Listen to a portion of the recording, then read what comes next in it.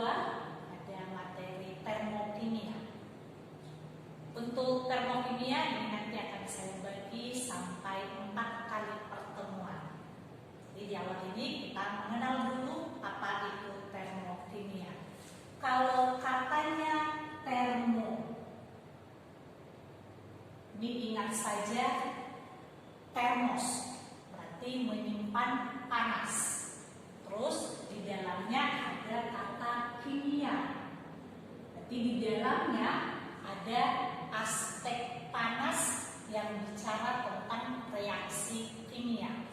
Jadi termokimia itu bicara tentang aspek panas atau aspek kalor.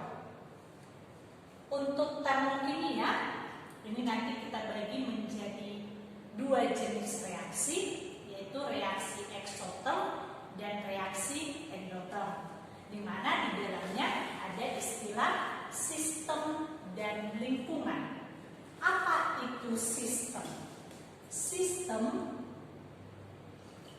itu adalah yang menjadi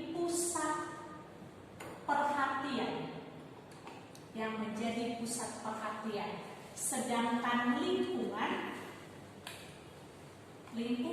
ini semua yang berada di luar dari sistem. Jadi kalau misalnya kita ibaratkan diri kita sebagai pusat perhatian, berarti diri kita lah sebagai sistem.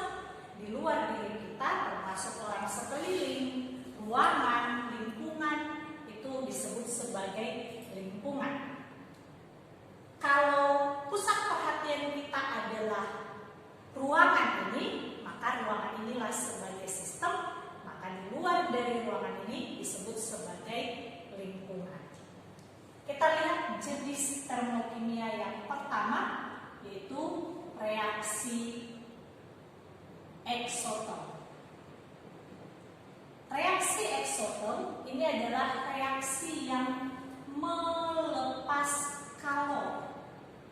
Artinya sistem melepas kalor ke lingkungan. Berarti sistem mengeluarkan panas ke lingkungannya. Jadi kalau kalornya ada di tubuh kita, berarti sistemnya tubuh kita keluarkan panas dari tubuh kita ke lingkungan. Itu disebut dengan reaksi eksoterm. Untuk reaksi eksoterm ini kalau reaksinya bertanda positif, sedangkan perubahan entalpi dilambangkan dengan delta H itu bertanda negatif. Tadi Kr itu adalah kalor reaksi, delta H adalah perubahan entalpi. Kalau reaksinya positif, perubahan entalpinya negatif. Kalau Anda disuruh menggambarkan diagramnya, grafiknya, tadi delta H-nya bertanda negatif. Delta H itu adalah entalpi produk dikurang entalpi reaktan. Agar hasilnya menjadi negatif, maka produk harus lebih kecil dari reaktan. Jadi kalau kita buatkan diagramnya, produk lebih kecil, jadi produknya berada di bawah. Ini si produk. Reaktannya lebih besar, ini si reaktan. Dan selisih produk dengan reaktan inilah disebut dengan perubahan entalpi. Itulah untuk reaksi eksoterm. Terus yang kedua ada reaksi endoterm. Ini kebalikannya, berarti reaksi yang menyerap kalor. Jadi lingkungan menyerap kalor dari sistem. Tadi sistem melepas kalor ke lingkungan. Ini lingkungan menyerap kalor dari sistem, atau kita balikkan ya, sistem menyerap kalor dari lingkungan. Dan ini kalau reaksinya bertanda negatif, delta H-nya bertanda positif.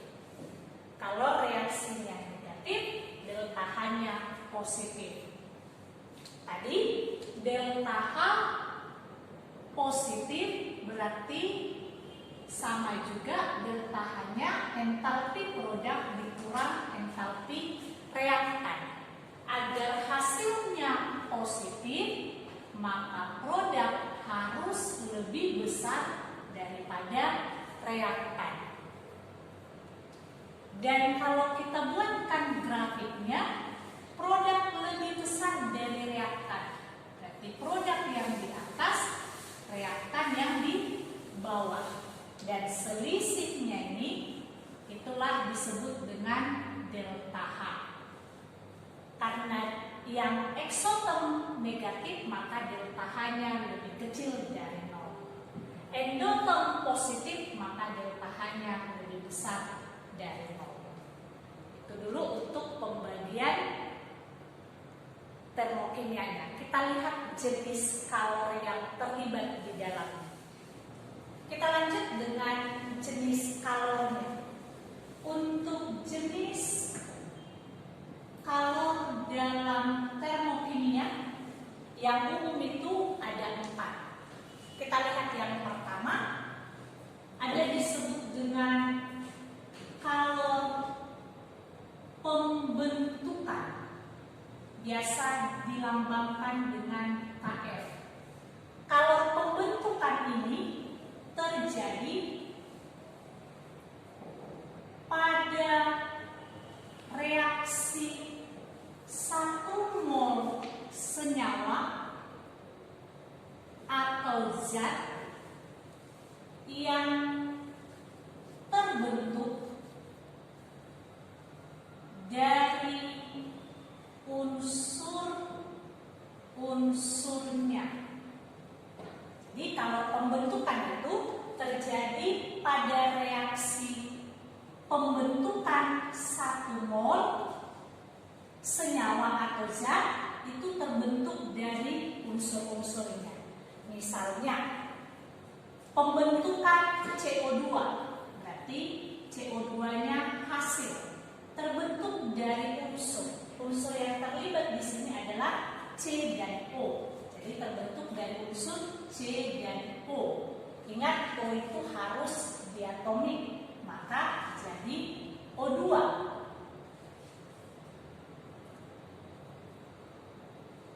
Dan kita setarakan kiri dan kanan.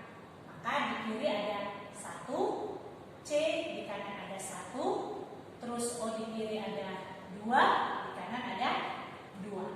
Itu sudah setara. Pembentukan dari H2SO4 terbentuk dari unsur H, S, dan O harus O2. Lalu kita setarakan H juga H2.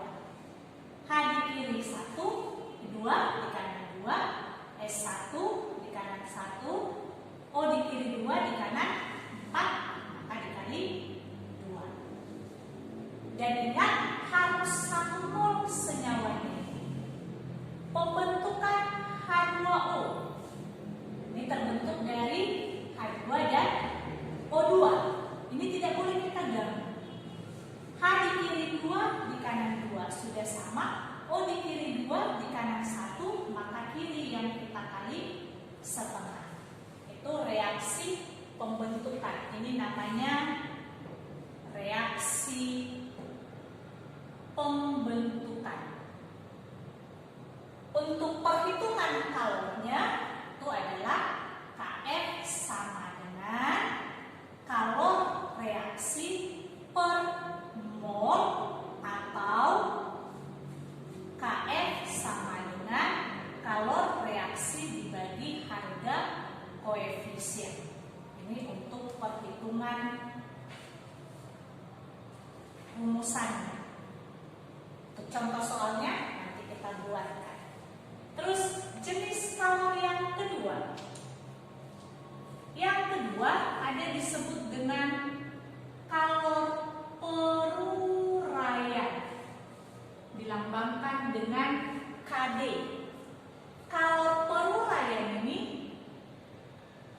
terjadi pada reaksi peruraian 1 mol senyawa atau zat menjadi unsur-unsurnya, atau sering disebut dengan kebalikan dari kalor pembentukan. Jadi dia 1 mol menjadi unsur-unsurnya. Contohnya NH3 kita uraikan menjadi unsur, yaitu unsur N dan H. N itu diatomik, H juga diatomik. Ingat yang diatomik itu ada N, ada H, O, Cl, F, Br, dan I. Ada 7 ya. Dan kita setarakan. NH3 itu harus 1 mol. Jadi tidak boleh diganggu. Yang diganggu itu yang di kanan. N di kiri 1, di kanan 2, maka kanan kali setengah. H di kiri 3, di kanan 2, maka kanan kali 3/2.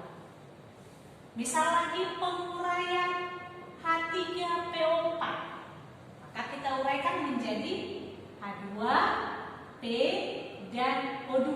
Ingat jadi unsur H, P, dan O. H dan O itu berbentuk diatomik. Baru kita setarakan.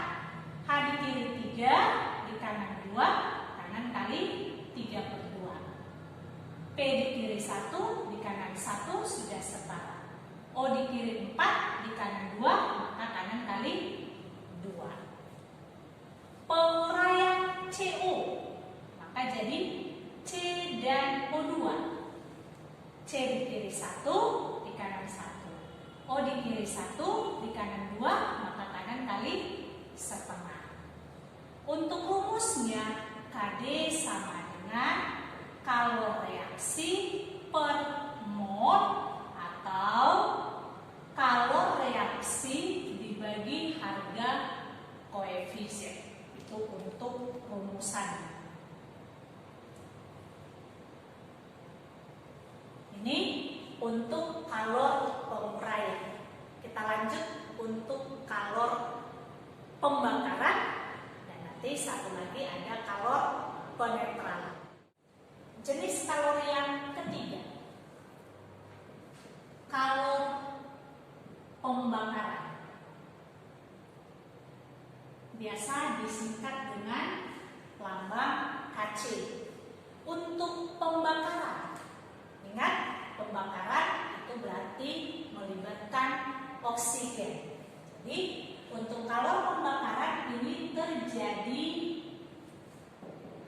pada reaksi pembakaran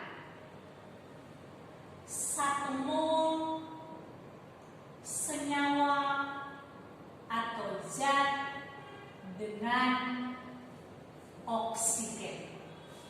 Contoh, karbon dibakar, hasilnya CO2.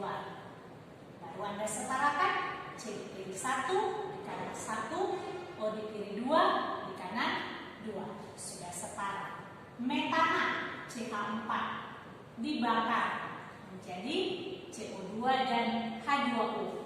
Ini untuk reaksi pembakaran sempurna. Dan jika metana dibakar menghasilkan CO dan H2O, ini disebut pembakaran tidak sempurna. Yang membedakannya di penyetaraannya lagi nanti. C di kiri 1, di kanan 1, H di kiri 4, di kanan 2, maka kanan kita kali 2. O di kiri 2, di kanan 2 tambah 2, 4, berarti kiri kali 2. Yang tidak sempurna, C di kiri 1, di kanan 1, H di kiri 4, di kanan 2, kanan kali 2. O di kiri 2, di kanan 1 tambah 2, 3. Berarti kiri 3/2. Untuk rumusnya Kc sama dengan kalau reaksi bagi mol atau Kc sama dengan kalau reaksi bagi koefisien. Jadi semuanya sebenarnya rumusnya itu sama, hanya beda di lambang sesuai dengan persamaan reaksinya. Yang keempat, kalor penetralan biasa dilambangkan dengan Kn. Untuk penetralan itu terjadi pada reaksi penetralan asam direaksikan dengan basa. Asam bereaksi dengan basa itu akan netral menjadi garam dan air. Dan ini nanti lebih lanjutnya kita pelajari di semester kedua di lanjutan. Misal HCl dinetralkan dengan NaOH, hasilnya NaCl dan H2O. Tinggal kita setarakan. H di kiri 1 tambah 1, 2, di kanan 2, Cl di kiri 1, di kanan 1, Na di kiri 1, di kanan 1, O di kiri 1, di kanan 1. Dan rumusnya juga sama kalau reaksi bagi mol atau kalau reaksi dibagi koefisien. Sampai di sini dulu untuk penjelasan termokimia. Untuk latihan soalnya